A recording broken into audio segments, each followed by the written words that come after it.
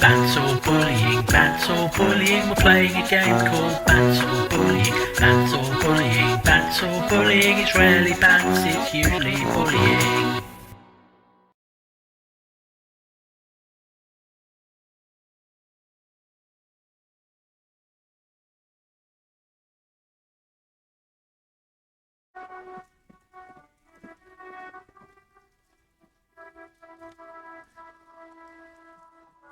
Ah, bottles. Aha. Okay, things are looking up.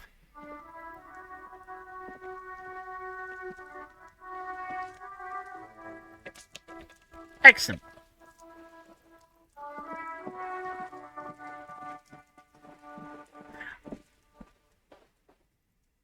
I just need to find the thrift shop.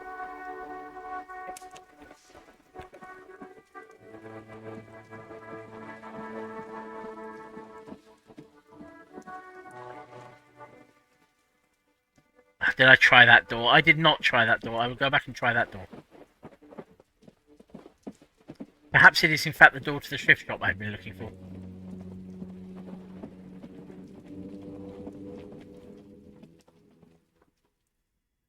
Oh. A sturdy metal door guards the southwest entrance to the apartment building. It's locked. The door rattles against your knuckles, but there's no response. The door rattles again, but this time you hear an elderly woman's voice calling out from inside. Stop banging on the door! I'm not letting any more strangers inside. More strangers? Hold on, who am I speaking to? Doesn't matter who I am. Now go on, get out of here. This is the police. Open the door. Ha! The police? Everyone knows the police don't come round here. It started raining. Please let me inside. It's cold out here. No. I already told you. I won't be responsible for any more strangers getting into the building. Go check the backyard door. Maybe someone there will. He trails off, leaving the sentence unfinished. Kim, tell a whether a policeman. Madame, I assure you, we are real police officers. The lieutenant repeats dutifully. There is no reply. Just faint, sweeping sounds inside. Okay.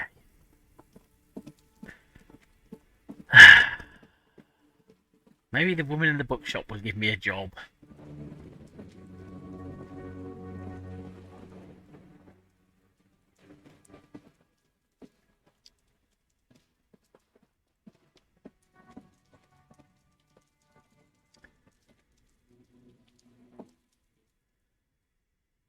Low on morale or want to ask a rich woman for money? Put points into volition. Okay. Quick browse. Gift books and malted candy. The display rack is brimming with worn paperbacks featuring an extremely muscular, sword-wielding barbarian on the cover. Nearly all the titles contain the word Hyundai somewhere. I do not have any clothes that will change my volition. The only other piece of clothing I think I'm carrying around that I'm not currently wearing is a snazzy blue jacket.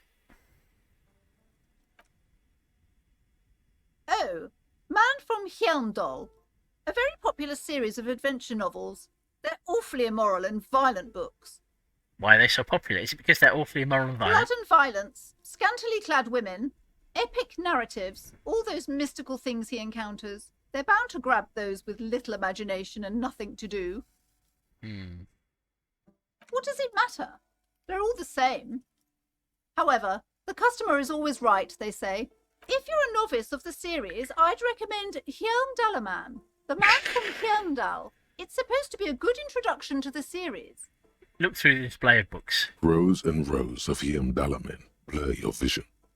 You make out some titles. Man from Hyundal and the Mammoth Riders. Man from Hyundal. Return to Hyundal. And Solipsistic. Man from Hyundal and the Hyundal Man. Good God, how many are there?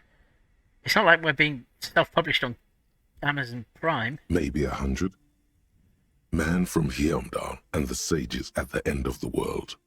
Man from Hyundal and the False God. Man from Heimdall and the Scorched Earth. Man from Heimdall, the Heimdall colonies. Man from Heimdall and the Swamp Beast. Man from Heimdall and the Snow Crabs. There is indeed some solid gold. You've beaten me to Bagsing the Snow Crabs. But there is indeed some solid gold for Empire plots. In fact, I think Dave Gibberwhite has done Man from Heimdall and the Swamp Beast at least twice. Those snow crabs are worse than they sound. Is that all? Not even close. Oh, God. Man from Heimdall in hell. Man from Heimdall and the Forest of Slaves. Man from Heimdall under the lake. Man from Heimdall, Heimdall burning. There's even The Trial of Death, a pastoral combat game book set in the world of Heimdall Man, and so much more. A book that's also a game? Impossible. Do any of the books call out to me? A twinge at the back of your head makes you flinch. Your eye starts twitching. Ow. Oh, what is it? Oh, what is it? Your hand reaches toward a book with glossy cover art of the very muscular man from Heimdall in chains, kneeling in front of a staircase leading to a throne. A woman sits on the throne, leering at the man. She's laughing at him, belittling him. Uh-oh. I feel we're straying into choppy waters. Between the throne and the Heimdall man lies a bonfire, casting shadows on the wall. The shadow of the woman's headdress looks like a pair of devil horns. The title reads, Man from Heimdall and the Devil Woman. Aren't all women devil women? Seems a bit misogynistic. Interesting. The display rack before you is burdened under piles of Man from Heimdall novels. I want to buy the Man from Heimdall and the Devil Woman, but I have no money or anywhere to sleep. Although I would absolutely blow the 9 real on the book if I had it, because 9 is nowhere near 140, so whatever. Possibly this explains why I do not own a yacht. Old sports magazines tucked away in a dark corner.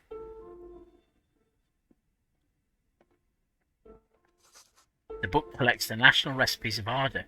They're all about lake trout.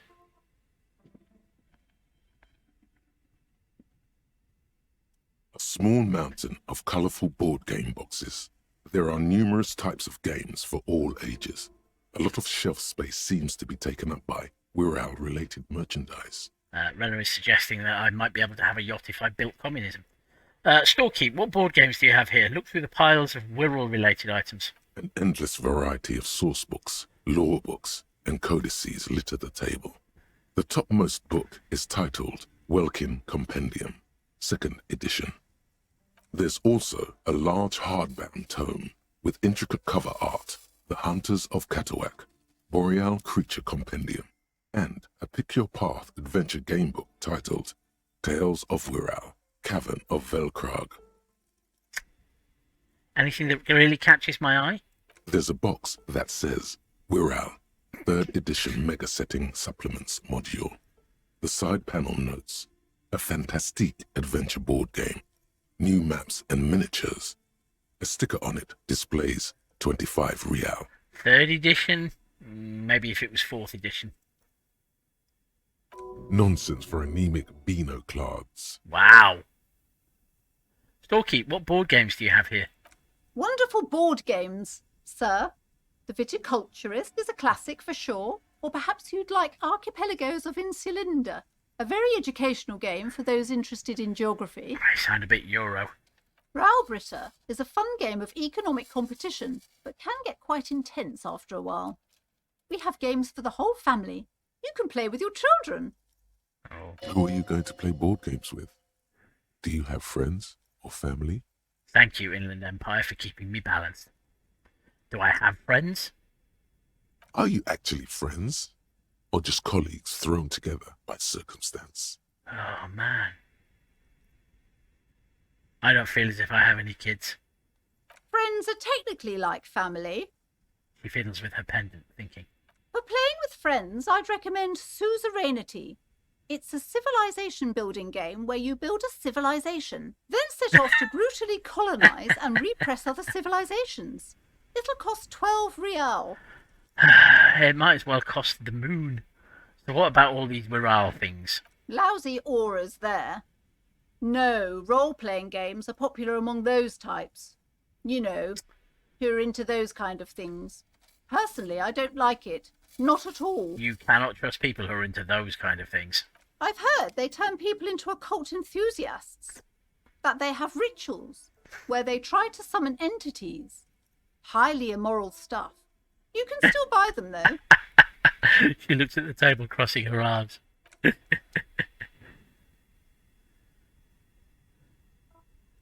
Let's try upstairs. I'm beginning to get a feel for her. I don't think she approves of much. No wonder she makes her little girl stand outside in the freezing cold. These shelves are overburdened Here we with go. books from the same series. You see the name Dick Mullen over and over. Screw you, Dick Mullen. Crime fiction is a disgrace. An asinine misrepresentation of the physical attributes of the arduous everyday work of actual police officers. Yeah. These books greatly overstate the excitement of police work, glossing over how long it takes to actually follow up on leads and eliminate dead ends. Furthermore, they have no idea how hard it is to simply remove a body from a tree. Yes, indeed. It's much harder to remove a body from a tree than people think, particularly without accidentally shooting it in the stomach. What's more, they completely ignore the psychological hardships of year after year coming into contact with people during the worst days of their lives. Fair. Not a single mention of all the stress this work creates upon the officer's family. Detective fiction just doesn't tell the truth at all. Now, would you like a list of all the books found on the shelf? Go on. You see Dick Mullen on the job. Get Me Mullen. The Stalwart Adventures of Richard P. Mullen. Dick Mullen and the Murder in the Orchard. The Sordid Affair of Dick Mullen. A killing is declared. Dick Mullen in the Murder House. The Final Case of Dick Mullen. An Obvious Lie. Dick Mullen in the Clock Tower. The Ordeals of Dick Mullen. Dauntless Dick. Dick Mullen's Funeral Pyre. The Murder of Dick Mullen. The word Dick is beginning to no longer look like a real word, but Dick Mullen dies? Oh no.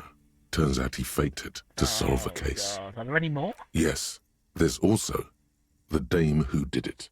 Farewell, my Mullen. Faking death seems to be a common trope in the Mullen series.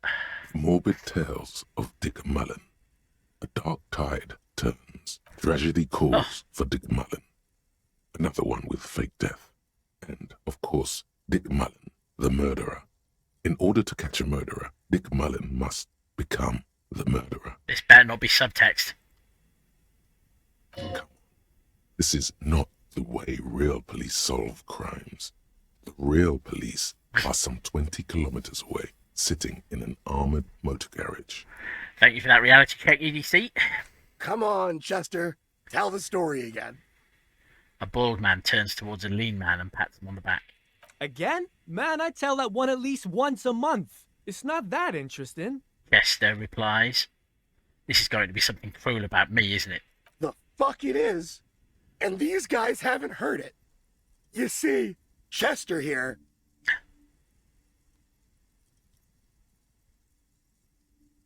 Chester faked his own death once. Gosh, why? One civilian looks on amazed. The bald man bellows a reply. A very fucking dangerous case, ain't that right, Chester? They almost got you that time. Yeah, sure came close. Alright, so I was tailing this guy called Francis the Shoe. The inside of the motor carriage is thick with cigarette smoke. Outside it starts to rain. After all this, you still haven't found the answer to the one question that matters. Who is Dick Mullen? Darn! I'm weirdly jealous of Mac Thorson and Chester McLean, even though they are both pricks. Anyway, Storekeep, what's all this crime fiction? Who is Dick Mullen? Who is Dick Mullen? Your quick eye notices a small caterpillar crawling across the spine of a book. The title reads, Dick Mullen and the Mistaken Identity. What do we have here? Mistaken identity? A worn paperback from Dick Mullen's classic hard-boiled phase. The premise seems to be that Dick Mullen is framed for the murder of his best friend and has just a few days to prove his innocence. Why does this speak to me? Could it be the motifs of unstable identities and shocking betrayals? That's probably right. I'm a complicated guy full of contradictions. No, it's got to be something else. No, it's got to be something else. Perhaps it's the caterpillar. Perhaps you're drawn to the dark and noirish atmosphere.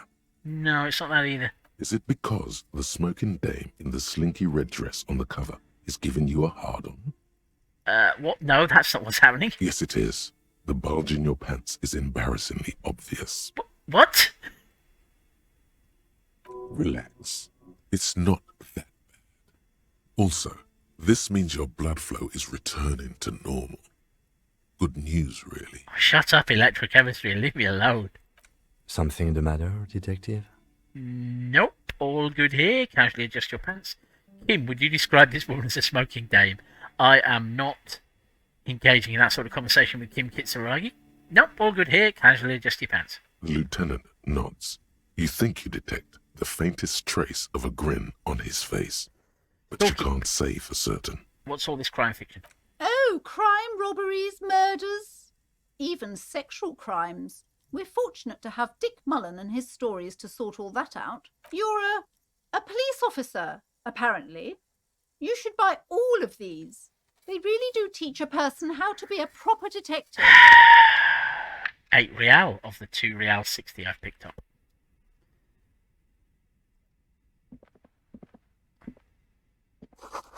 A quaint picture book brochure, very colourful. It's a tome of fascist magic, rather candid. God.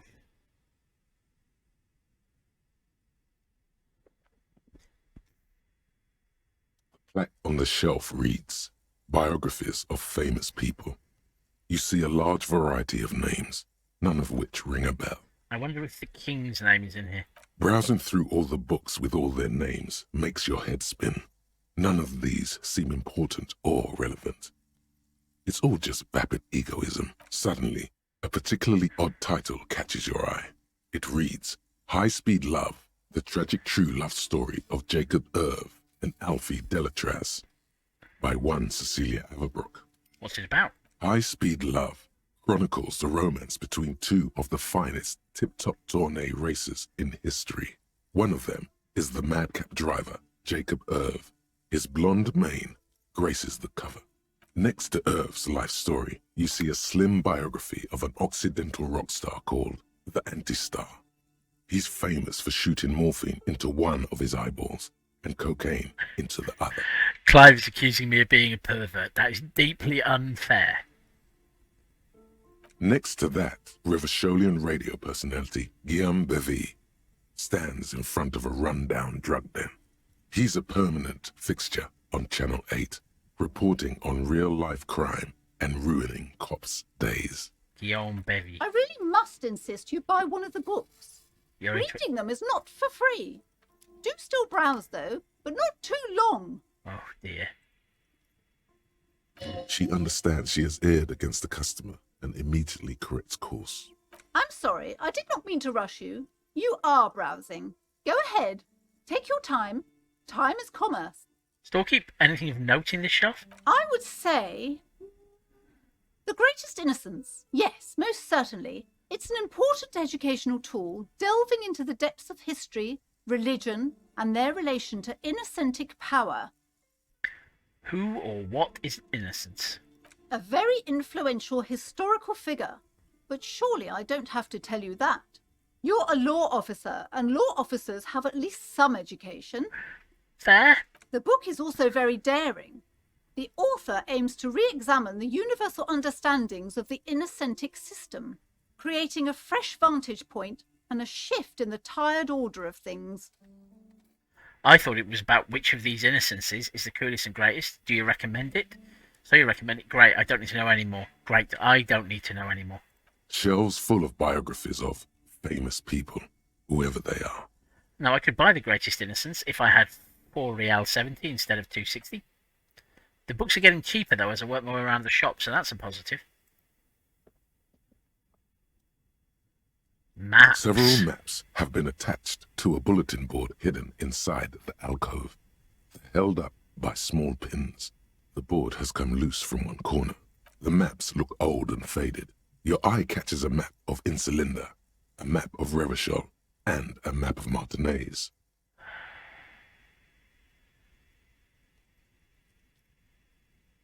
I want to have a look at the map of the island. This large map displays archipelagos.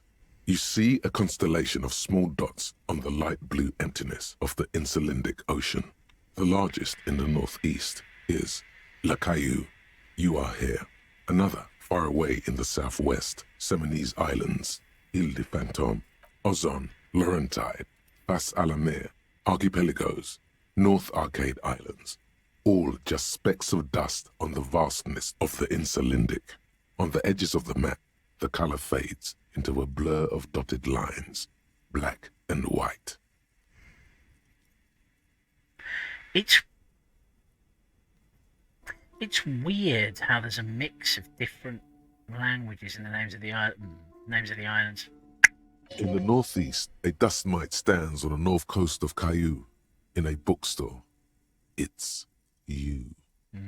It is. Radiating outwards from you, the suzerain Revachol. With a radius of 80 kilometers, still, the crown jewel of this Isola would be barely visible. Squint first. Can you see cities on the islands? Look at the edges. Look at the edges. The ocean breaks apart into a tangle of cosines and azimuths, all pointing into pale nothingness. Muindi is the north azimuth. Grad is the northeast azimuth. Samara is the east azimuth. Seo is the west azimuth.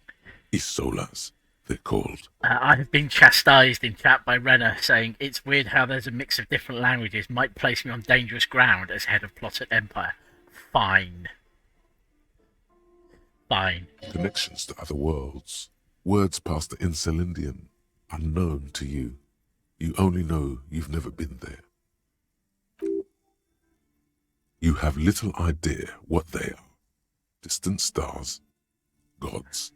But looking at them makes you feel almost non-existent. Whatever they are, the Isolas are immeasurably large compared to you. Very, very far away. I've been listening to some Magnus archives again recently, and consequently, I'm cautious about looking too closely at things that are immeasurably large and very, very far away. Perhaps they are gods. Gods of distance and outer dust. I don't think I've ever heard from you before conceptualization. The map of the city should be fine, surely.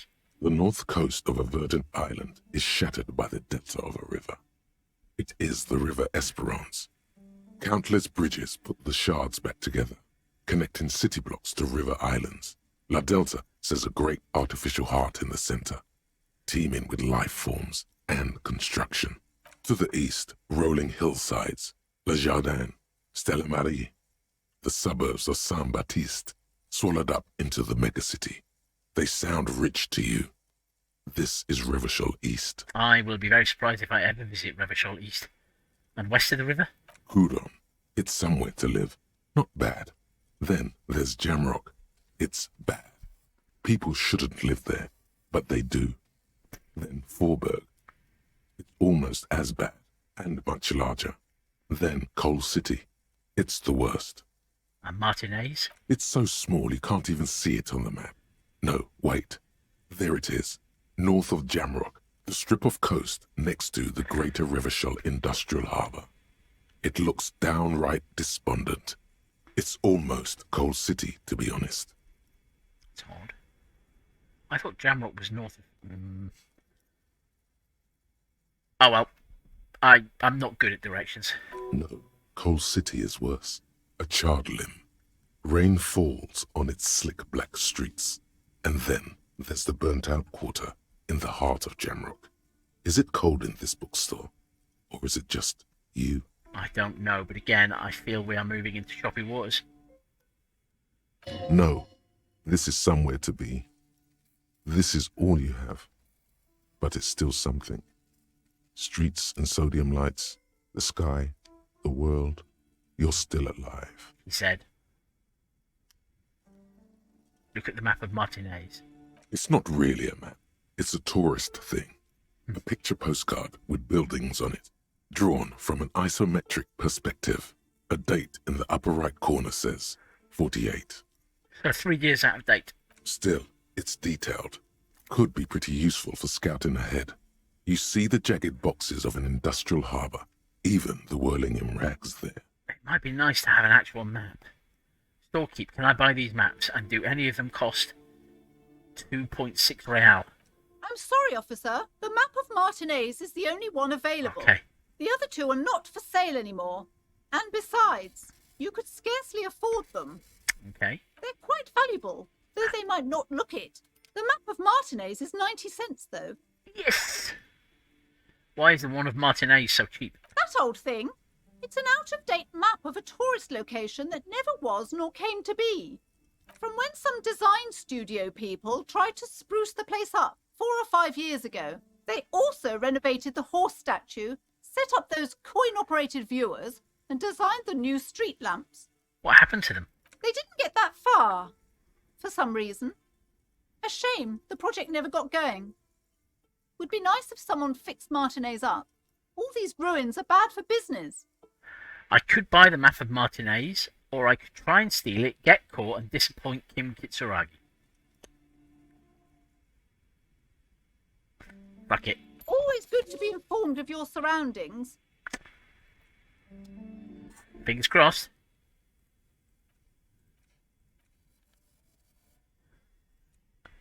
A worn and torn map of the Martinez area dating from 48.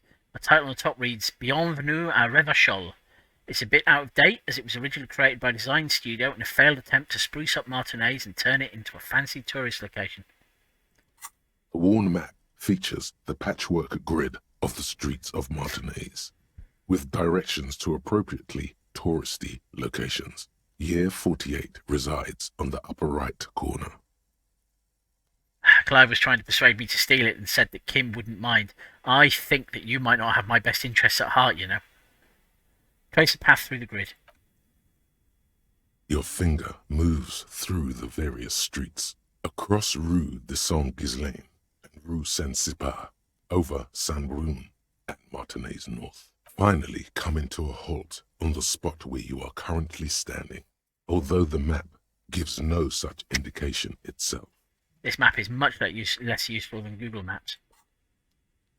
Okay, that has turned out to be less useful than I thought it might be. Aha! Okay. Okay. Can I move this around at all? No. But there is at least some information. There's a church through the viewers. That is fascinatingly the boat, but then that's just a harbour. So I am here. That is the whirling in rags. Here is the waterfront. All right, this is somewhat useful. It's giving me some ability to.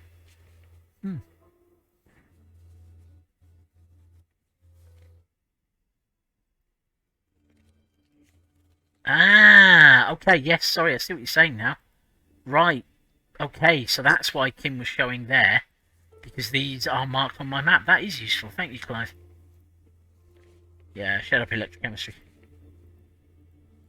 Nice. Okay.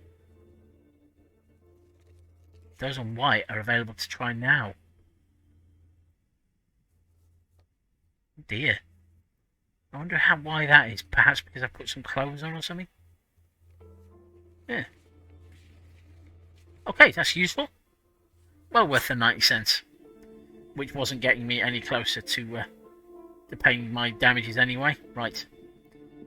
It should be missing. Paranormal. This bookstore is not strictly about crime, romance, and biographies of famous people.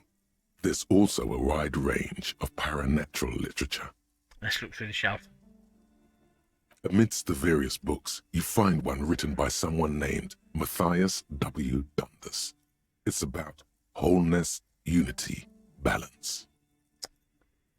Clive says he's not trying to lead me astray. He's just trying to make sure I have the best quality content so I can attract more viewers and kickstart my Twitch streamer career. I'm currently gutted. I've done about 6-7 hours worth of content and no internet dollars have turned up in my bank account at all. Literally nobody has reached out and asked if I want to do a D&D source book. It is fucking outrageous. Wholeness, Unity and Balance, however, sounds like a good name for a Twitch stream. The point of the book, and many others on this shelf, is to give people medicinal advice in situations where they don't have access to paid health services. How does that work? Is it bullshit? Interesting. How does that work? It serves platitudes, while also telling everyone that traditional medicine, the kind people don't have access to, and which costs more than this book, is garbage, and would only give you cancer anyway, without even curing your cold or anything.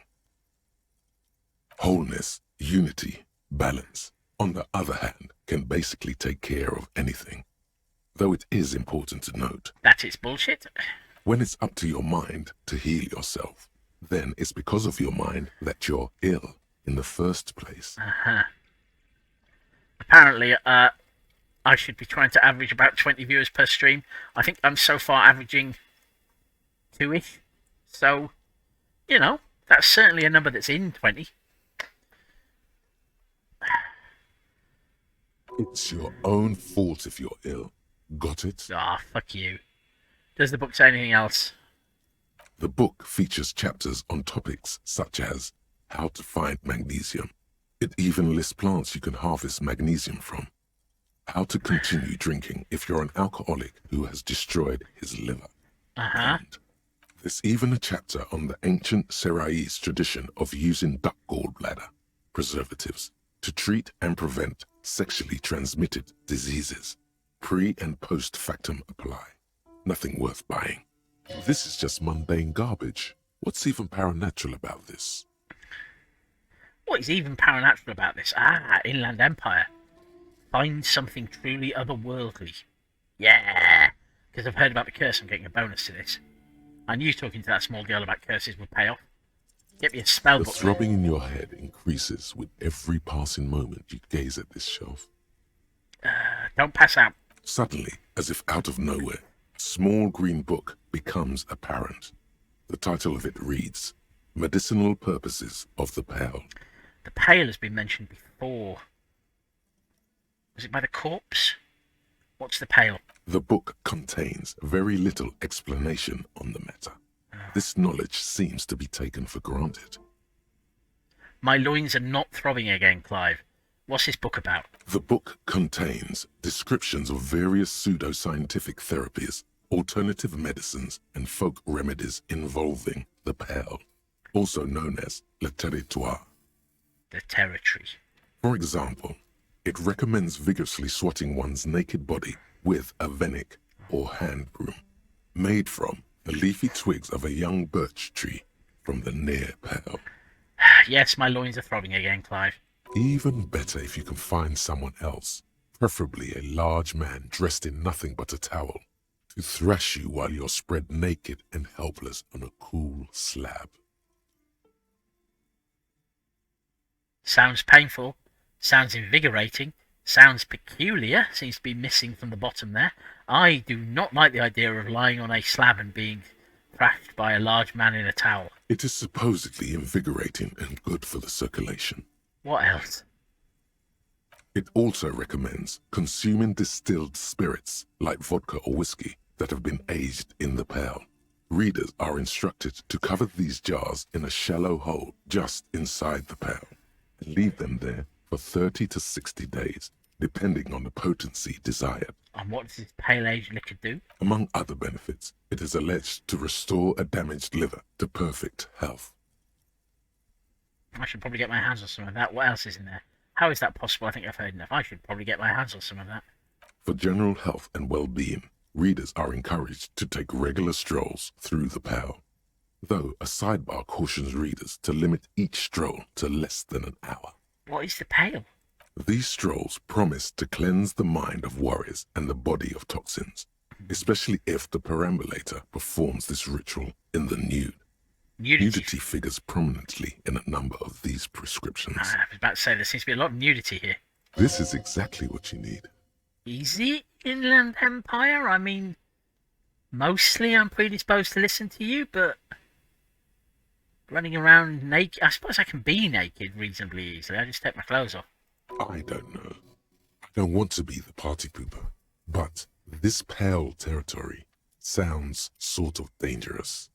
Maybe you shouldn't walk in it naked. Okay, thank you, Half-Light. There's an entire section devoted to cures for men who are struggling to perform their marital obligations. Well, I certainly don't need that. I probably need that. Wow, this is moving me into the unpleasant area of X or some things. Well, I certainly don't need that right now. You close the book and return it to its place on the shelf. Okay, I might keep an eye on medicinal purposes of the pail. Storekeep, what books are these? Sir, please, no browsing in that shelf. That wisdom is not for free. Okay. I can't have you end up, like, opening a police store next door and stealing my customers. Oh, no. Okay. I'll stop browsing. Another boring book just discarded here. Okay, I've been putting it off long enough. Let's go down and speak to her.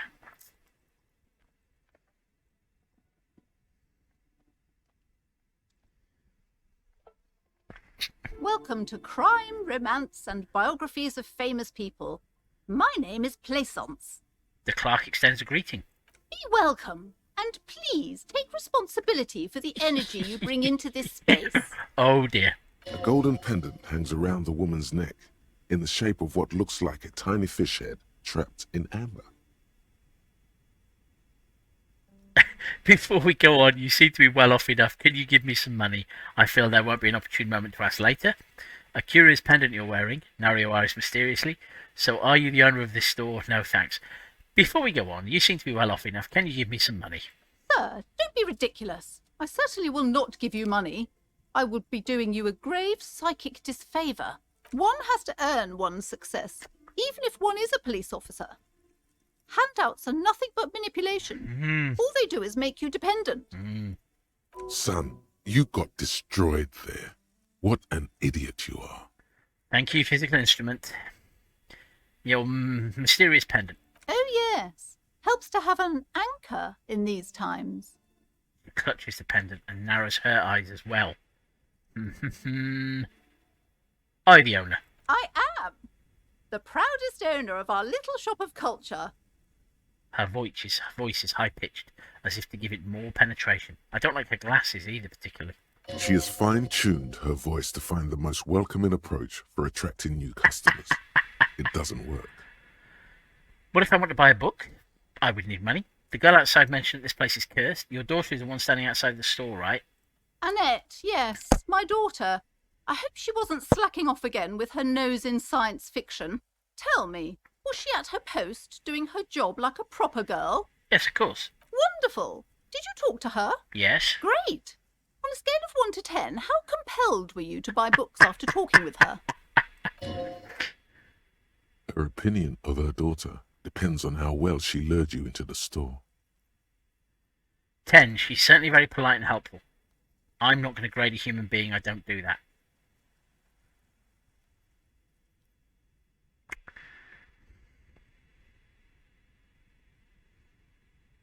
She's certainly very polite and helpful. Because she was polite and helpful. My precious, her dedication brings joy to my heart. If you have children, I hope they turn out as great as my Annette. Okay, the way you're handling her strikes me as wrong. Annette is quite the trooper. She's a great value add. I'm here to dismantle the free market and abolish child labour. All this pressure has made her really anxious. You know she's been chewing her nails. Okay, let's change the subject. The pressure has made her anxious and she's been chewing her nails. So I could suggest she's handling it wrong. Fuck it, she's anxious. Be straight, direct. God. I've told her not to do that. It's such a disgusting habit. She'll get over it. Anxiety is a part of life. I don't like you, Plaisance. A part of hers, too, clearly. I don't think she can do anything about it. She can if she has enough willpower. Oh, This is what's called growing pains. Life isn't easy. Life doesn't give breaks. you are supposed to be supporting her, not making her more anxious, you terrible woman with your dreadful pendant. Come on, ma'am. It's obvious she can't do anything about it. You are placing an unnecessary burden on a young child. You tell her, Kim Kitsuragi. What you're doing is wrong. Even I know that, and I usually don't know anything. That is true, and obviously the will of the market, but maybe make an exception for your daughter. Yeah, actually, it's super alright for kids to chew their hands off, forget I said anything. No, what you're doing is wrong. She stands stiff and severe, silently fuming. 10 or so seconds pass without change. Don't make me fold my arms at you. This is a person coming to terms with a new reality, one where they are wrong. It's not easy. It's for her own good. Oh no. Hold on. I need to invite her inside and apologise. She must be freezing out there. Yes, don't make this go wrong. I need a win. There. I don't know what to say to you. My husband, he tries to teach me business lessons. I have what my mother called a dull mind. All this stress. She stops, but her mouth keeps moving. It sounds like both the husband and the mother treat her the way she treats Annette. You're like Annette to your husband and your mother. Oh, well, my mother was horrible, of course. Absolutely perverse energies around that person. But my husband... She shakes her head. My husband is completely different, of course. My husband is completely different. Is his husband Annette's father? Is she an only child? She told me she doesn't go to school anymore. She told me she doesn't go to school anymore. She's been too busy helping me here. So she studied at home this trimester. This is a temporary solution, of course. Plaisance nods. I assure you, I of all people understand the importance of education. She will be back in school the moment the store takes off. Is she an only child? Yes, I'm afraid so. A real treat she is. It would be nice if she had... No, we couldn't have afforded more children, really. Not in this economy. Why not? We're quite busy people, you know, my husband and I. Quite busy. Children are a lot of work. You don't look like a father, so I don't expect you to understand. I'm sorry. I'm sure you do understand. Is this husband Annette's father? Yes. My husband is a successful entrepreneur east of the river. If only he were more involved in the business we're running up here.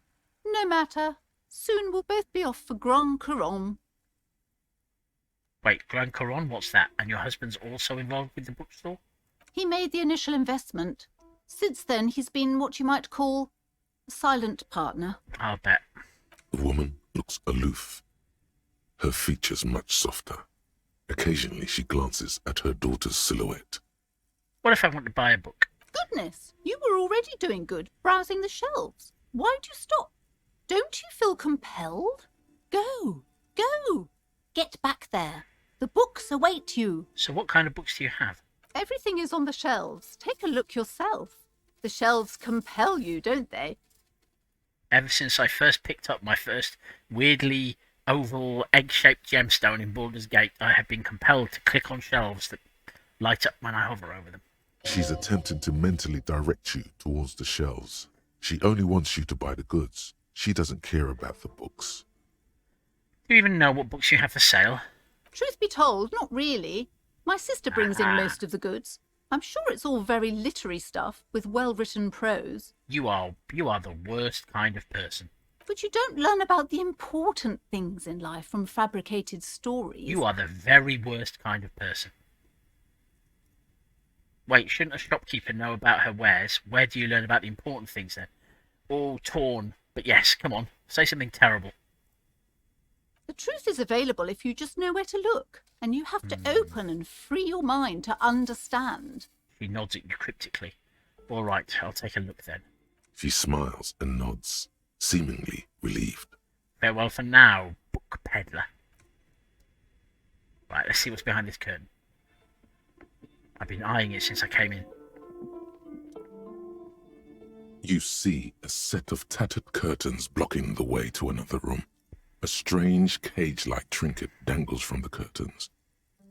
Excuse me, officer. The back room is strictly for employees only. She's right. Those curtains give off some eerie vibes. Better not mess with it. What's so eerie about these curtains? Shopkeeper, what's behind the curtains? Examine the strange cage-like trinket. Pull open the curtains. Ignore the curtains. What is so eerie about those curtains, apart from the fact that they're an unpleasant shade of mustard yellow? Be wary of those mysterious ornaments from the Dark Isles. Dark Isles? What's going on? Do you realize what's out there? Upon the mist-shrouded islands of Ile de Fantôme in Seminine, eerie pygmies and wild shamans practicing unnatural mysticism. You're out of line. Not so. You sense their strange magics, cast from the dark forest they writhe around in. Don't believe it? Go ahead, straight through the curtains. Suffer the consequences. Wow, this is taking a weird turn. Examine the strange cage-like trinket. You see some kind of charm, an irregular polyhedron assembled from bones, sticks, and straw. Inside, a disturbing fish head with empty eye sockets stares at you. Like the medallion. Aside from poking at it suspiciously, there is nothing else to do with the fish head charm at this time. The curtains remain shut before you. Shopkeeper, what's behind the curtains? Nothing. Now please go back to browsing the books. Don't you feel compelled to look at the books? The books are all you care about. She's trying to use sinister medallion magic, isn't she? Oddly enough, the more she tries to draw you away from the curtains, the more alluring they become. Screw it. Just as you're about to pull apart the curtains, the petrified voice of the shop owner cries out once more. Sir, don't touch that. I told you it's off limits for the customers. Her hand is closed around her pendant, her fingers nervously playing with the talisman. I'm still in the bookshop. I am poking into the curtains. I have yet to find anything about the curse, so I imagine this is the place I should be doing it. Parapsychologically speaking, we're done if you decide to open them. I won't be held responsible for the consequences. It's too dangerous. She looks away, mumbling. Why is everyone always messing with the curtains? Why can't they just buy books like normal people? This is about the curse, that's why you're afraid. Ma'am, this is different. I'm a police officer. I need to get in there. But I sense this place calling for me. I must investigate beyond the threshold! Exclamation mark. I don't care. You can't stop me. I'll open them. All right. I'll think about it for a while. This is about the curse. That's why you're afraid. No, it's just a storeroom for the employees. I told you. Now, please step away from the curtains. She's almost begging you. If it was a Fallout game, I'd assume that she had some sort of canteen for serving human flesh to people. Ma'am, this is different. I'm a police officer. I need to get in there. Why? It's not like anyone was killed there. Aha! She stops abruptly as her hand flies over her mouth, baffled by her own bluntness. Well, well, well. I'm sorry. I don't mean to be so impolite. Just please don't go there. I can't allow that. You'll only make things worse and unleash the powers. But I sense this place calling for me. I must investigate beyond the threshold. Yeah, go on. You do? My God. Even more reasons not to mess with the curtains. Just step away, dear sir. The way they're building this up, there must just be a storeroom behind. It feels rude to shout, I don't care, you can't stop me, I'll open them. Thank you. Let's just talk about this first, all right? There's no reason for you to venture into the unknown. Oh, right, yes, okay. What are you, a coward? Think about the marvelous adventures waiting for us on the other side. Okay. It's been a while since we've heard from the horrific necktie. Lies. Rip them open, we say. Okay, I don't trust you, Half-Light. There is something mysterious about the curtains. Be careful. Inland Empire has not really steered me wrong yet, apart from...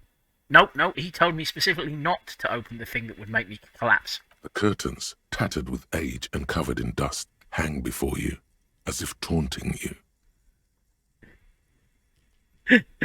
Am I streaming in costume? Are you a cosplayer? I thought that adding a tie, it's my only tie, needless to say, is the tie that I own for going to wedding and funerals, might help me get more into character, so it doesn't make me a cosplayer.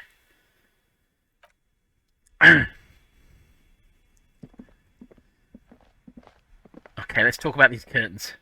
Hello again, esteemed officer. and welcome to crime, romance, and biographies of famous people. Why are you so uptight about those curtains? I just want to know what's on the other side. I already told you, it's just a storage room for employees. I don't understand why it's so important to you.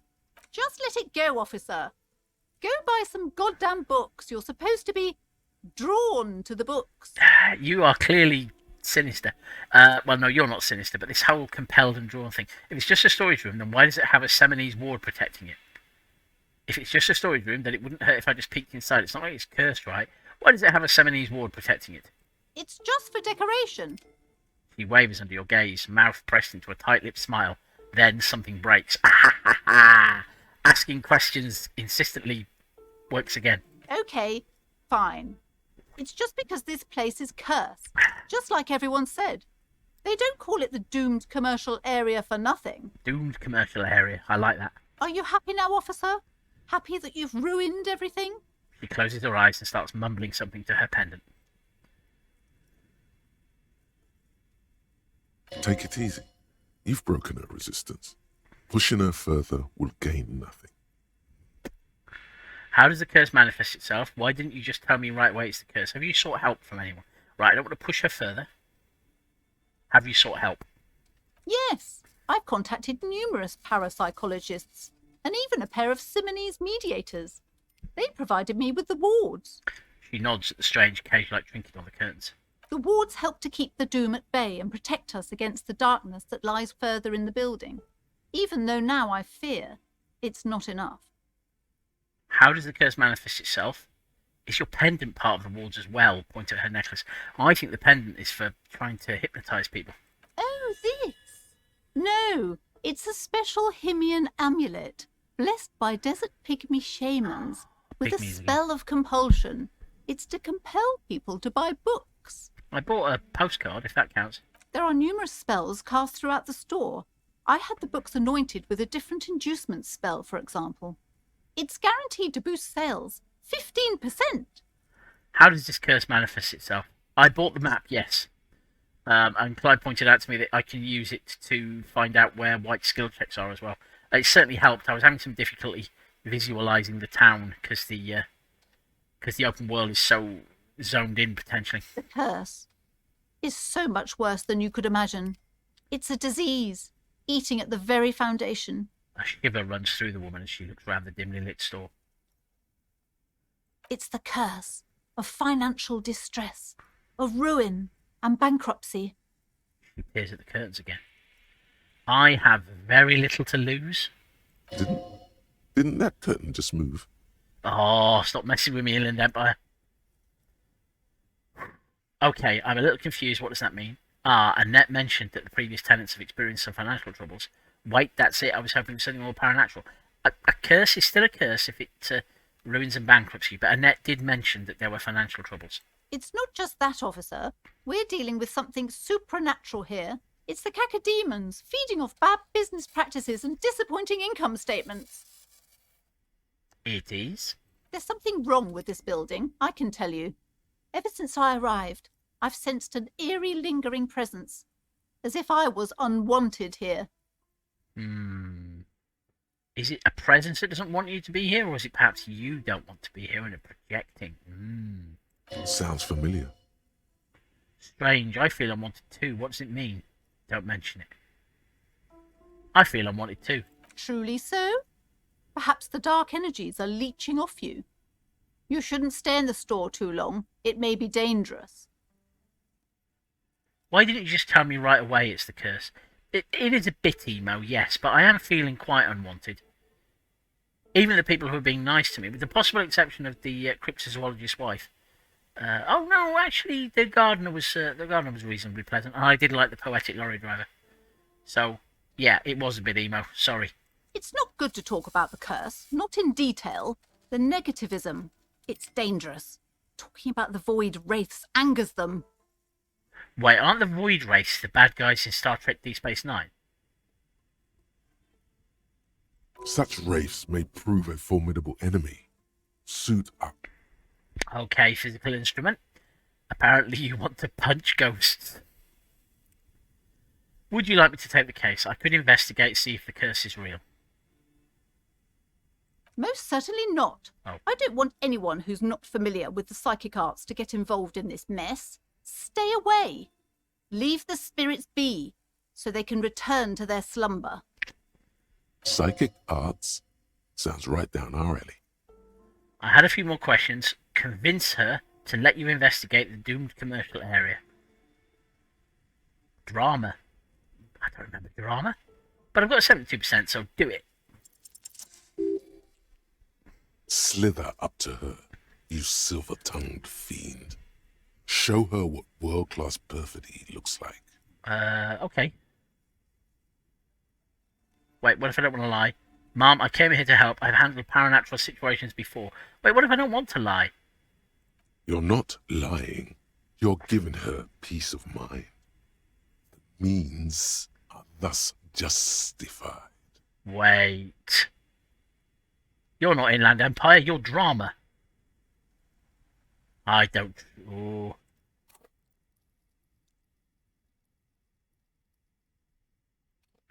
Play the actor. Lie and detect lies.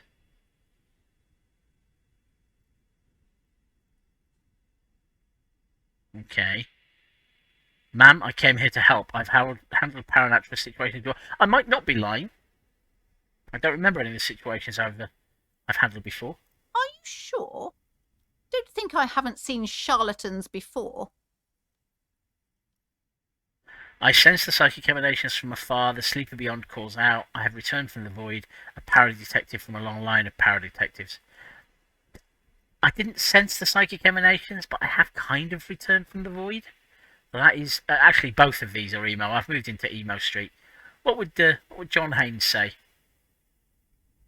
Yeah, he'd do that one, but so I'm going to do the void. You're no paradetective. You look nothing like one, and you're clearly a drinker. Pardon me for being so blunt, but... Hey now, hey. You need the booze to focus, all right? Shut up, electrochemistry. The lieutenant keeps his usual stony calm. He silently picks out his notebook. Okay. Go ahead then. Rock her world, he thinks. I'll compose some notes. I admit I've had my share of drinks, but only because the spectral realm is parapsychologically taxing. You see, it's necessary to drink spirits in order to contact the void. I've had my share of drinks because the spectral realm is parapsychologically taxing. How do you know all this? Here we go. Drama. Yeah, I don't like drama. Your wards brought me here in the first place. The Seminole's blood also runs through me. I used to live on the Shadowy Isles. The Wild Wise Men taught me their rituals. I am the Void Revenant. I have the powers to debad all the bad energies.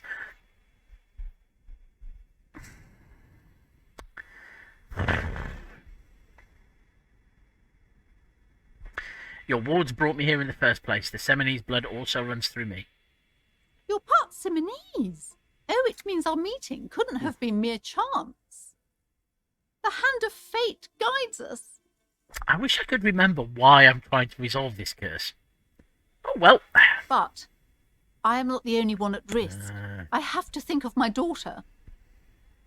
You are certain you can help us? Keep us safe? I can't allow any collateral damage to hit us. No problem whatsoever. Your family is safe. The Phantoms are no match for me. Just ask my partner Kim. He'll vouch for me.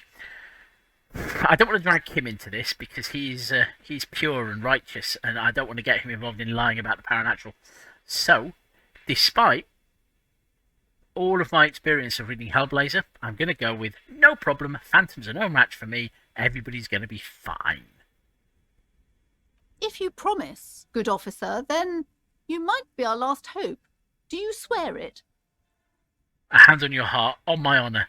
Actually, I'm not feeling the vibe anymore. The psychic force has left me. On my honour. Thank you, sir. There's one more thing I haven't told you about yet. The entity. Okay, maybe you should have led with this. Do not act surprised. You know of these things, sire. The entity? Of course, the entity. Close your eyes, for I have sensed its presence.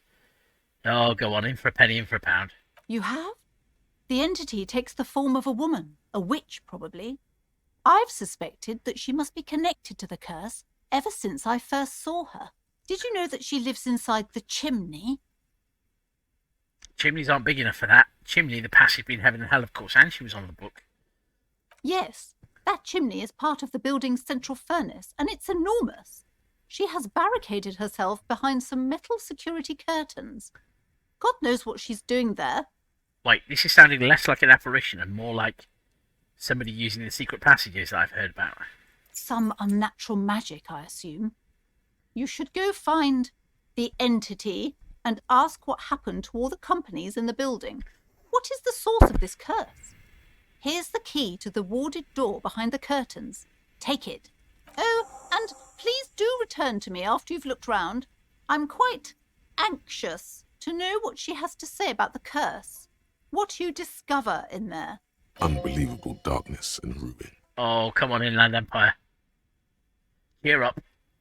I had a few more questions about the curse. Okay, but please, only a few questions. No. You wouldn't want to disturb the spirits. Never mind, I had other questions. The woman looks aloof, her features much softer.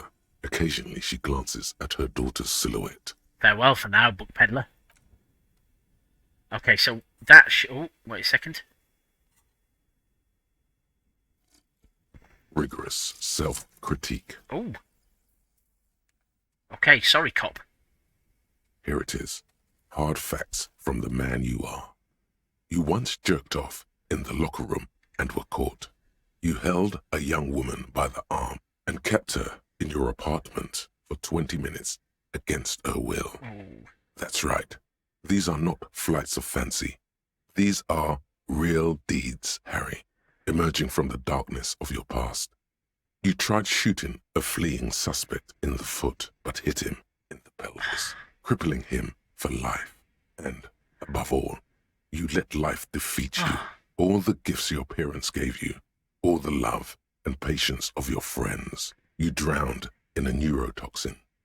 You let misery win, and it will keep on winning till you die, or overcome it.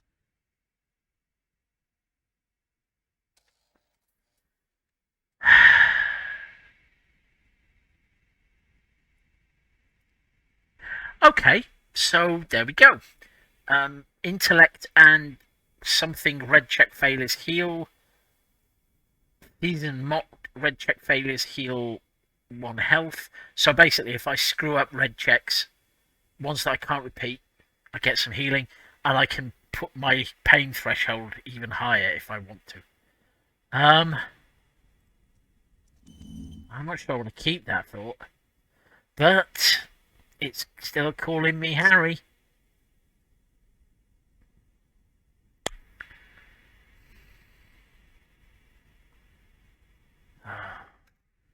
I'm trying to be right, there we go. Yeah, psyche, physique, motor, intellect. I'm trying to be a better person.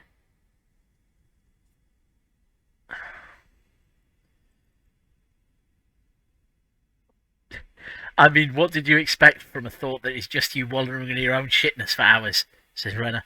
I don't know, it might have been positive. Acknowledging the need for reparation or something could have been a positive move. Something You less see depressive. a set of tattered curtains blocking the way to another room. A strange cage-like trinket dangles from the curtains.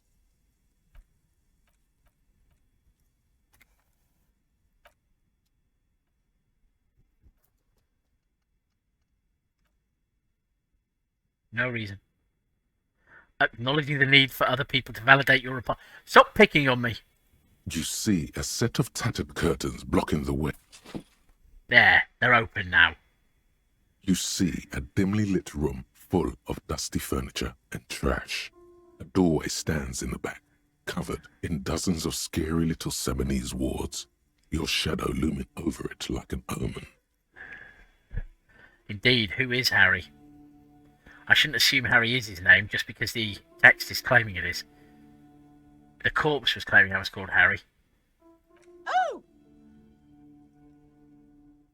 A small terrified oh escapes from place as she tries her best to look away, her round face buried in her hands. Okay, let's investigate. Okay, this is a little spooky. The chairs look like they had people sitting in them. Ghostly silhouettes of hairdryers. Oh, okay. That's a lot less frightening. A vaguely androgynous portrait of a man. Merely looking at that unmanly haircut threatens your masculinity. Oh dear. Oh dear. A heavy door with a missing handle stands before you, covered in dozens, if not hundreds, of Seminese trinkets and charms. It appears to be locked. Renner has suggested I use my torch, so I will just quickly do that. I don't think we're going to find many bottles in here, so... What? Have a look around. Oh. No sane person would ever put their head into such a machine. Absolutely. Well, I don't trust them. Right. That all seems reasonable. A heavy door with a missing handle stands before you, covered in dozens, if not hundreds, of Seminese trinkets and charms. It appears to be locked. Unlock the door with the key. After exerting some force, you manage to turn the key. It's eerily silent. The door slides slightly open, letting a draft of cold air into the room. You feel the tiny hairs on the back of your neck rise up, as if someone's standing right behind you. An uneasy knot forms in the pit of your stomach. Touch the back of your neck. What is this feeling? Kim, maybe you should go first. I'm not sending Kim first. Touch the back of your neck. What is this feeling? Outside, the wind howls in from across the bay. The building at Rue de Saint-Ghislain stands like a matchbox on its side, with men inside, like little wooden sticks, ready to catch fire. That's the building next to the whirling in rags. A panicking woman squeezes the pendant around her neck until it leaves a mark inside her palm. A man, a few meters away, stands frozen with a key in his hand. Somewhere inside, a spider is spinning its web. Spider. More Magnus Archives. I'm going to regret this. I'm glad I saved it before I went through this door. Not that I'm a save scummer. I wonder if this would be... It's 11:15. I was going to finish at 11. No, let's see what's in here. Okay, Kim. What is this place? The lieutenant stares at the dusty training equipment. It is a gym. I can't believe they created a clown-themed area. Well, as long as it's not a banana-themed area. It's an adventure. It's the netherworld beyond the veil. Looks like a gym to me. Looks like a gym to me. Yes, but no one's been here in ages. He draws a stripe on the dusty floor with his foot. I doubt the electricity still works. Good thing we have a flashlight on us. Yes! Well, excellent forward thinking from you, Kim Kitsuragi. An eerie feeling rises in your chest. What if there's a reason why no one's been here in ages? Let's just keep going. I'm sure it's a regular abandoned house, nothing mysterious here. I'm going to have to resist all of my natural urges to act like Eric from the Dungeons & Dragons cartoon. Yes, because it's closed. Okay, yes, Kim Kitsuragi, it is closed. No need to look for supernatural explanations where a banal one will do. Now let's move on, shall we? Okay.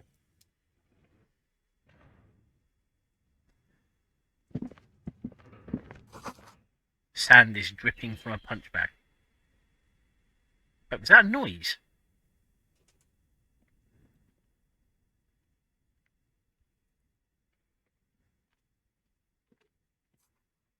The poster says Citius Fortis. The rest is worn off. Worn out wall bars. They look unsafe. They always look unsafe. Oh! Oh! A shot put ball. Yes! I might actually finally... No, it is not a ball. It's a shot put... No, it's a shot put ball. It's a shot put ball. But I am going to go and take and give it to the fascist and his mate. A barbell lies on the floor. The colour has worn off its weight plates. Who is going to attempt to persuade me to dick around with this until I pull a muscle? It's 60 kilograms. Your triceps hum at the sight of these weights. Show the world what kind of beast it's dealing with. Lift them. Dick around and find out. Okay. Alright, physical instrument. Last time I listened to you, we threw a bull into a bay. So this time, I'm going to end up ripping the arse out of my trousers. But, in for a penny. Why does it feel so familiar? Oh. Oh, why does it feel so familiar? Maybe I used to use this gym. Is this familiar because I'm a weightlifter? Pick it up. Is this familiar because I'm a weightlifter? No, it's not that. It's the stale smell of rubber, the squeaky sound of sneakers, your bruised knee against the mat, and a whistle. Then the feeling is gone. Yeah, well, I've just had a flashback to school. Apparently, if I can lift the barbell up, everyone will think I'm cool. I feel like somebody might be attempting to apply peer pressure. A memory from another life. When you were young and fit. But is anybody ever really young and fit?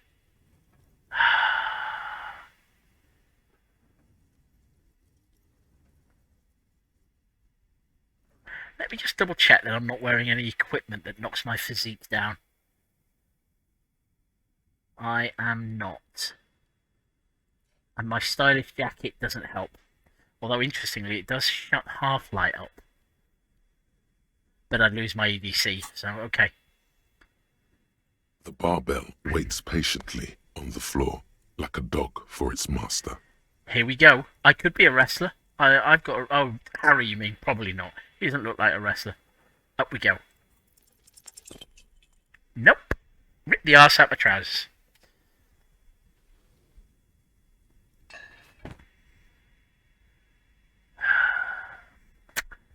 You manage to hoist it off the ground, but the barbell feels wobbly and dangerous. Your hands slick with sweat. Hey, I'm wearing gloves. Turns out you're no beast, just an old man with bad form.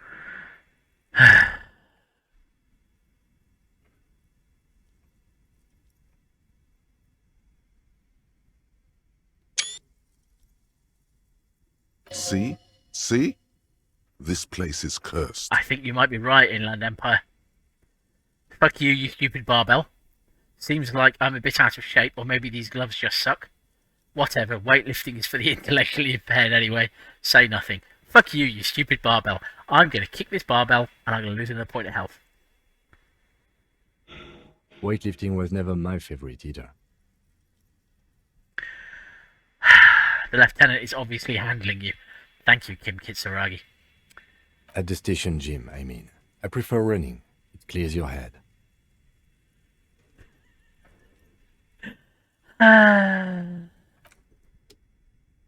Stupid barbell. Nobody even likes barbells. Name me one worthwhile person who lifts heavy weights on a regular basis.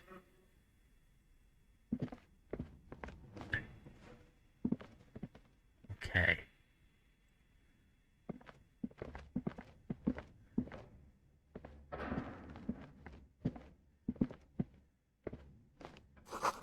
The hallway's blocked by old window panes and debris, as if I'm not meant to go that way.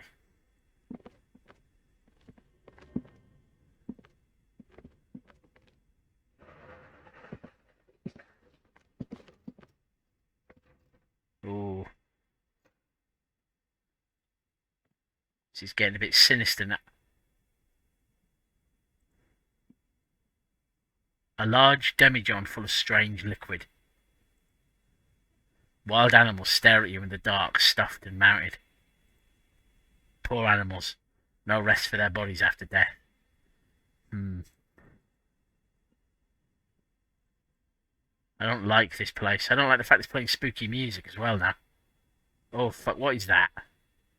Okay, mannequins. Of course it's fucking mannequins. Airship rotors covered in spider webs. They remind you of blades. Nothing better move. A naked mannequin torso, a strange yellow colour. Right, that is a door. What's here? Oh, 3-hole Royale. I can afford a book. Oh, shit. No, it's fine. This appears to be some kind of machine with a cube-shaped heart and a wired framework. The keyboard has a rectangular on-off button. A piece of paper still hangs from the printer. The radio computer. Just sitting here without anyone inside. You sound surprised and a little cautious.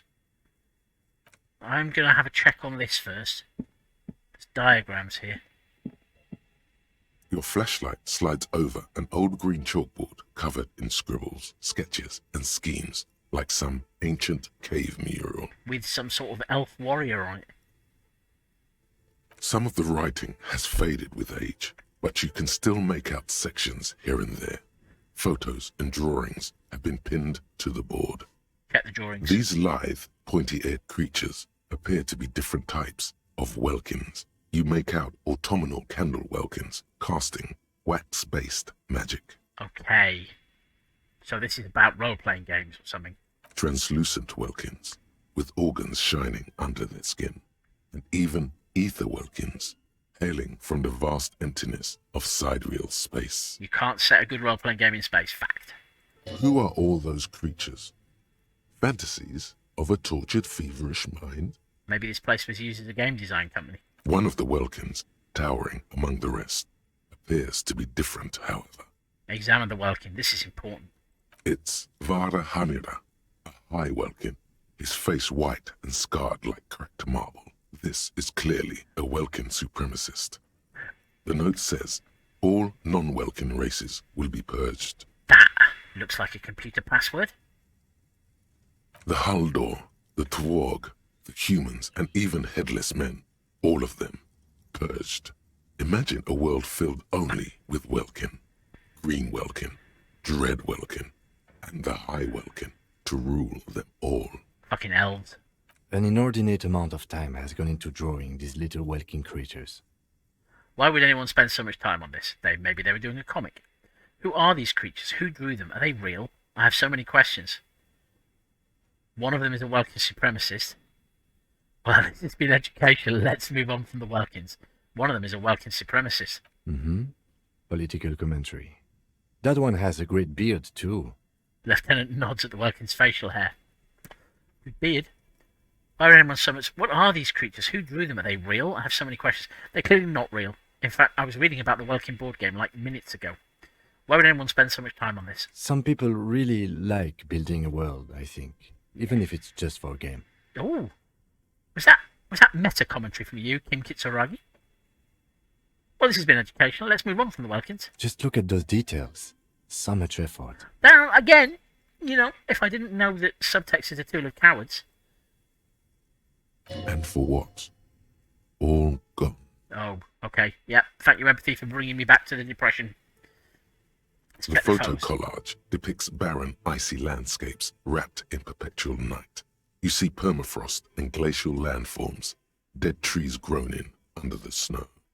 Entire oceans have been frozen from shore to shore. There are pictures of settlements on dried-up riverbeds, abandoned in a storm, and more corpses in the dark, carcasses and bones. Well, all the best modern role-playing games are grim dark or something. Albeit dark and cold, this vision also feels cozy in its own way, like eggnog or morphine, a much-needed respite from our own world. Wow. Shut up, electrochemistry. A pinned postcard reads, "The heat death scenario.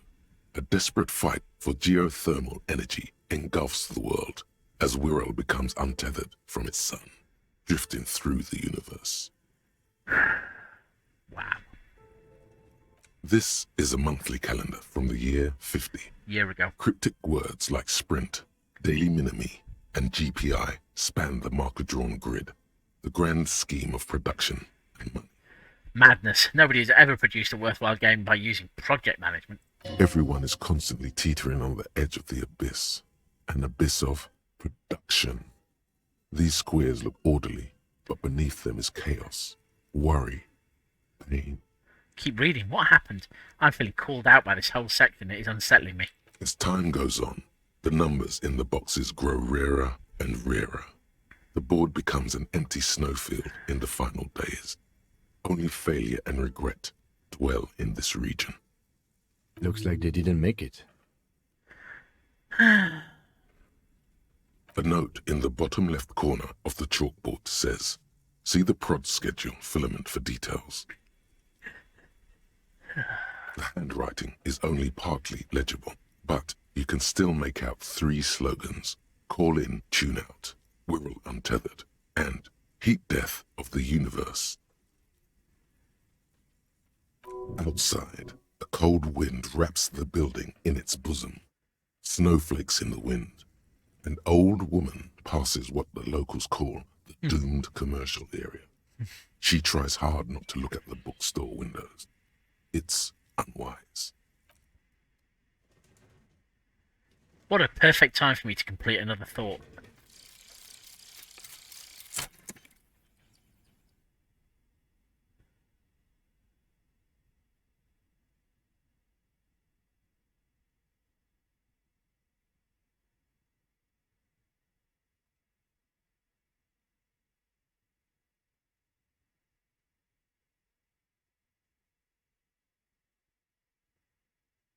Oh, God. And the little guy gets smaller and smaller as you rise above the dollhouse world. You see him out in the snow, in the streets, in the shop on the corner, and finally in a matchbox house, sitting by the window, white flowers on the windowsill. You can smell them from up here. It's awful. A white morning, a modern death, divorce, or something similar. All you can do is put more distance between you and him, make him smaller, make him less you.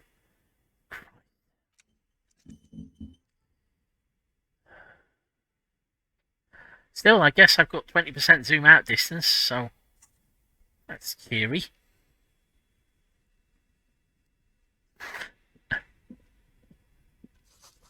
Blue velvet, soft to the touch, moth-bitten. Scribbled across a notebook, developers of the most advanced RPG in the universe. Ah, right. Filing cabinet. Bit of money. Wow. I feel like I've broken into somebody's dungeon and I'm going through their drawers. Steel rotor blades bearing a Slipstream logo. Production schedule filament memory. Okay, that would be for the computer. I think when I was reading the wiki write-up, it mentioned skis with Slipstream printed on a laminated top layer. It mentioned that a fellow who designed this was involved with role-playing games, tabletop role-playing games. Let's just check that. That might be more info. This old fireplace is covered in lines drawn in blue and red marker, the mesh spreading over the stone like blood vessels on alabaster skin. It looks ghostly and strangely ancient. A diagram for summoning some time-forgotten being. The symbols seem very esoteric. I'm really enjoying how they've captured the feeling of this kind of area in a fantasy computer game, if you know what I mean. The stuff on the walls that has world-building information and secret data and the things to interact with, and even the treasure chests to tear open and steal small amounts of gold out of without really thinking about it. If I get attacked by dire rats in one of these rooms, it will be just perfect. Radio frequencies, it seems. UKV 123.6, UKV 123.7, UKV 123.9. Some written notes, too. Sparse and cryptic. Radio frequencies for what? For a radio broadcast, obviously. Unclear. It looks like a cardiovascular system split into veins and capillaries. Very advanced. So we're dealing with something medical here. This must be an elaborate piece of art, of course. The anatomy of the curse.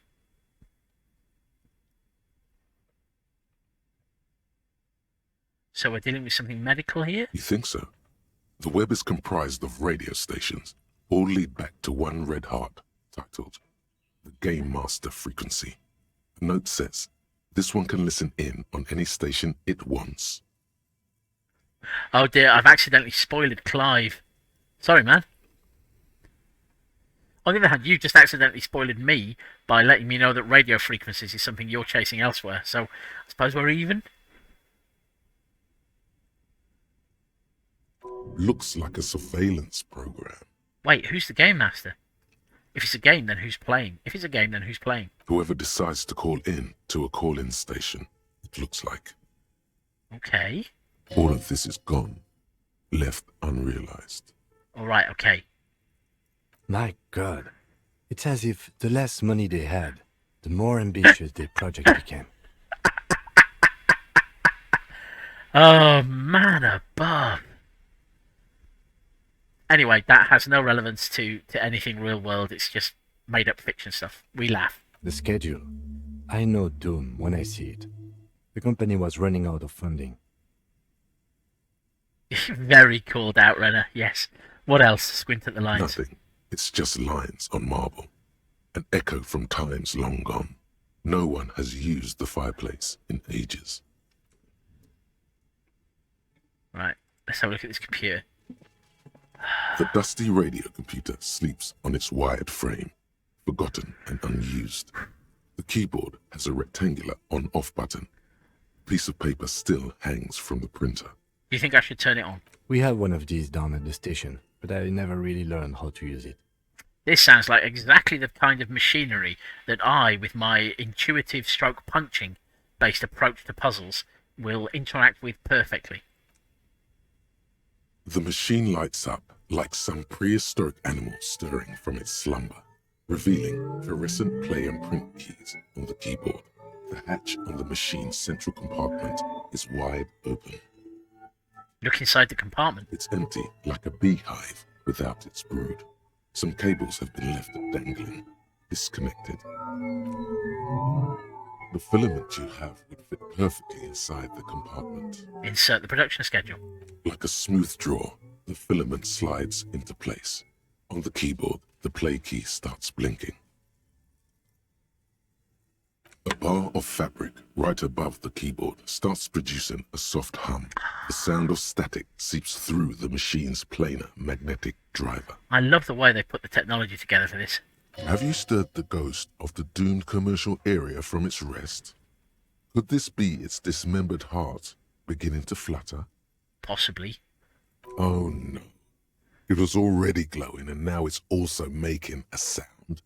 It's probably some alien CO-like technology. Okay. Sometimes I don't know what you're on about, Half-Light. The static gets louder, slowly filling up the abandoned hall, until a voice speaks out, crackling and old, cutting into the air. Good evening, Fortress accident en rue de Saint-Ghislaine. This is East Insulindian Repeater Station 1. Uh-huh. Is this going to start reciting numbers at me? Please repeat. Is this the production schedule? What's the production schedule? Why did you call me Fortress Accident? What are you, a machine or are you alive? Why did you call me Fortress Accident? Fortress Accident is the company on whose name the terminal you are currently using has been registered to. This is like... Is this an operator? Do you have any other information about this company? One moment. You hear her flip through a catalogue before she reads out with studious care. Fortress Accident SCA produces revolutionary interactive call-in radio games. That's what the catalogue says. Okay, so the Disco Elysium equivalent of Falconhoof. Any other questions? You hear her ask when the connection finally improves. What's the production schedule? The filament you have inserted into the reader. You mean that glowing thing I put inside? Yes. Is that the production schedule? Yes? Good. Please repeat the password. You should ask her for a hint. A password. I'm really bad at passwords. Can you give me a hint? Is it my birthday? This is the police. I don't know the password. Give me a hint. And we'll see if my guess earlier that it's going to turn out to be the only name we heard earlier. No. Oh. Okay. Okay. I don't know the password. Received. I will register this login attempt. That sounds bad. A login attempt. Something a criminal would do. Yeah, Half-Life, thank you for that. Don't worry. Passwords have a way of turning up sooner or later. Fortress accident. Is there anything else I can do for you today? Thank you, and goodbye. The old lady's voice disappears along with the static. Tiles on the cube are still smouldering, casting the framework in a soft glow. Fluorescent play and print keys shine on the keyboard. Press print. Nothing happens. Oh, right, okay, thank you. Let me just double check. Oh, no, Kim wants to talk to me. Your flashlight slides over an old green chalkboard covered in scribbles, sketches, and schemes, like some ancient cave mural. Some of the writing has faded with age, but you can still... These lithe, pointy-eared creatures appear to be Welkin. different, translucent Welkins. With all... Who are all those creatures? One of the Welkins, towering among the rest, appears. It's Vara Hamira, a high Welkin. His face, the Haldor, the Twarg. An inordinate amount of time has gone into drawing these little Welkin creatures. This looks like concept art for a project. Okay. It's not real. Just look at those details. And for what? I was hoping that would turn out to be the password, but it has not. But let's see what Kim has to say. Okay. What do you think is going on with that computer, chalkboard, and fireplace? Someone tried to exercise the curse using technology. No. Looks like an undercover counterintelligence program. No. It's just a failed business. The only question is, what the hell were they making? It's just a failed business. The only question is, what the hell were they making? Yes, that is the question. The lieutenant takes a step back, steepling his hands. Thanks, Kim Kitsuragi. It looks like one of those popular pen and paper role-playing games. Only these people were trying to automate it, make it work on radio computers. That sounds like madness. How would that even work? Utter madness, he thinks. It's a compliment. How are they planning to do that? Has anyone ever done this before? And this was a role-playing game? What do you think happened to the company? How are they planning to do that? Through call-in stations. None of the players have to be physically present. Anyone in the world can participate in the game, as long as they have a two-way radio. Madness. Why would you even want to make this sort of thing multiplayer? Then there's the game master frequency that listens in on the smaller call-in stations. I think that was supposed to coordinate the stories, functioning as a master of ceremonies of sorts. Apparently, Renner tells me Disco Elysium was originally based on a role-playing game the lead designer ran. Probably of Over the Edge. His fascination has swept aside other concerns for the moment.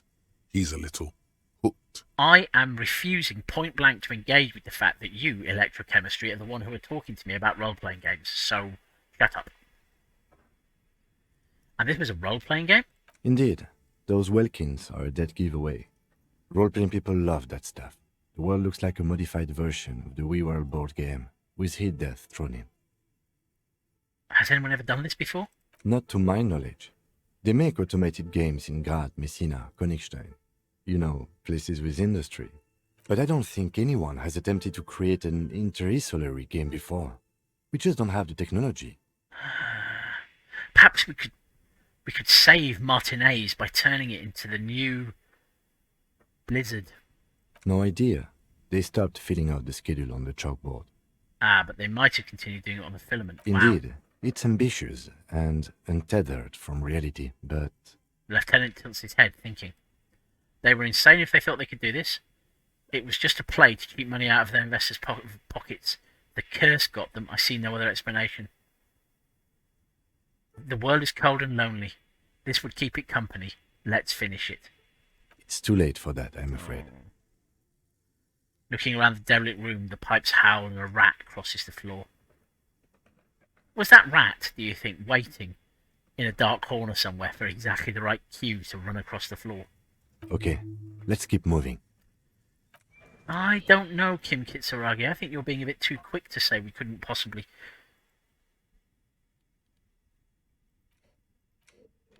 Ah, yes, I've got my shot put ball, which I must remember I have. Okay, Kim. Let me just have a quick look down here and make sure I have successfully looted this chamber. Yep, I seem to have done. Okay.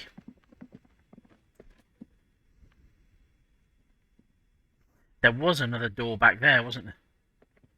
I should remember that. Oh, okay. I might pop back through the door then. Oh, man, it's getting late, but I want to find out what's going on in here.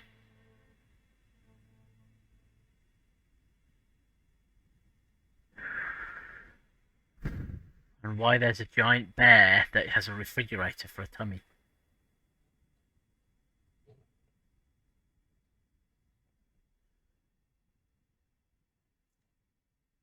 Oh, some lovely magnesium.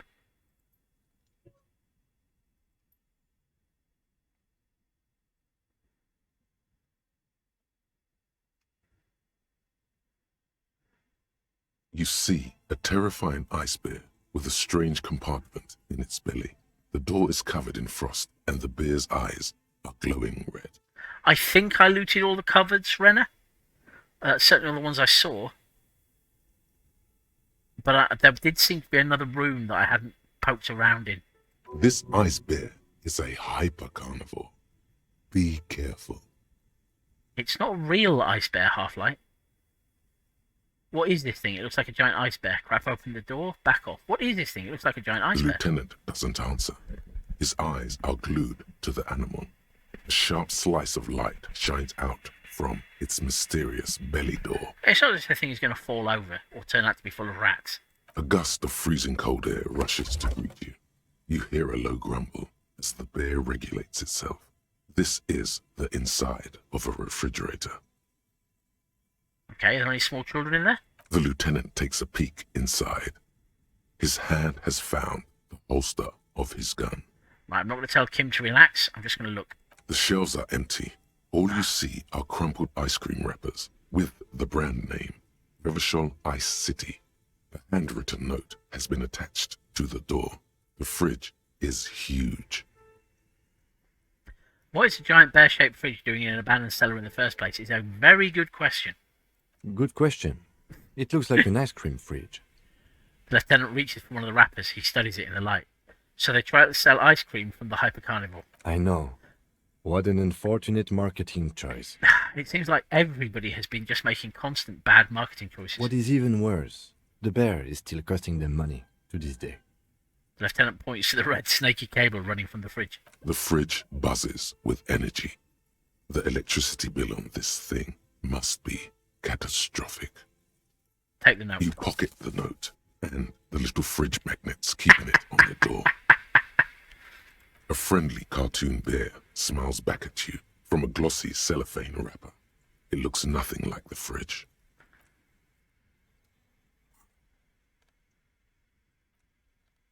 Okay, the handwritten note.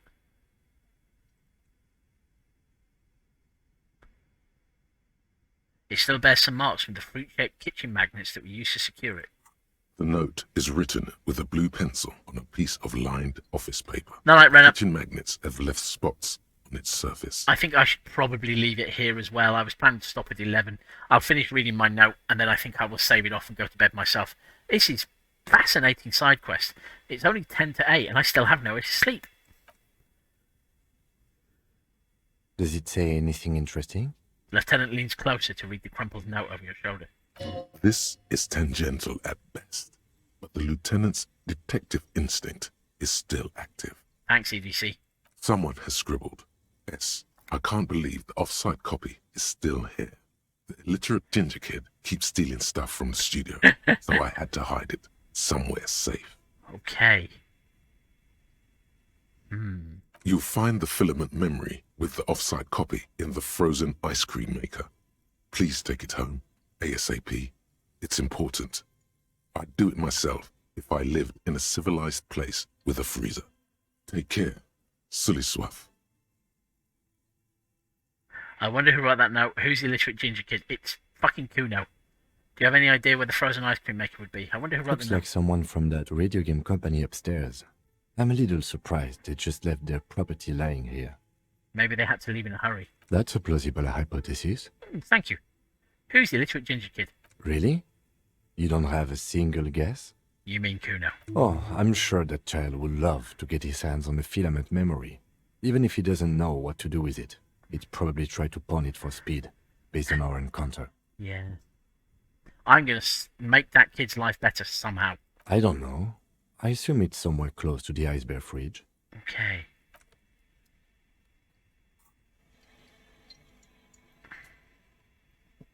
I meant to be stopping and going to bed. Thick layer of coal dust covers the furnace, coloring it pitch black. Looks like this furnace has a face, and it's a face of agony. Look inside the furnace. It's dark and grimy here. In the darkness you can hear chatter. It's coming from above.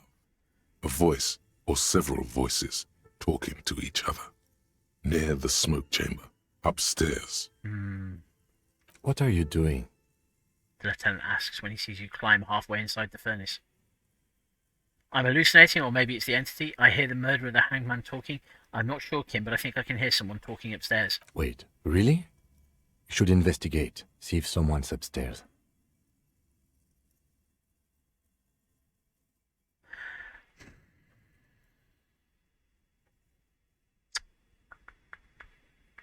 I'm not yelling, because that'll give away the fact that we're down here. A lush layer of coal now covers your skin, sinking into the wrinkles. Your hands look ancient. You feel the spirit of Ramut Karzai, ancient hero of Grad, pulsing through you. All that's left is to cover your face in war paint. This is taking a weird twist.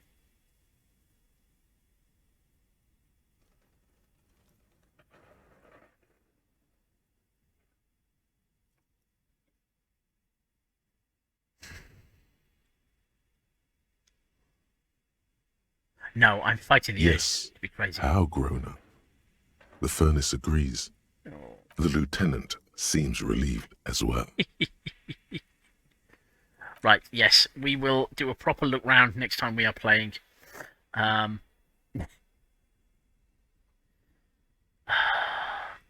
it. No, come on, save it. Save it. You're the one who has to download this and cut it up into pieces and upload it to YouTube. Right, I'm going to call it there. I don't feel we've become any closer to solving our main problems of who killed the hanged man, how I am going to afford to pay off the damages so I have somewhere to sleep tonight, or how I can sing karaoke in the Whirling in Rags. But I'm pretty sure that we are much closer to achieving those goals than we were when we started. So, thank you for hanging out, Clive. And if you're watching this on YouTube, don't forget to, like and subscribe and click the bell and, I don't know, put in a comment how great everything is. Whatever. Bye-bye. Bants or bullying, bants or bullying. We're playing a game called Bants or bullying, bants or bullying, bants or bullying. It's rarely bants, it's usually bullying.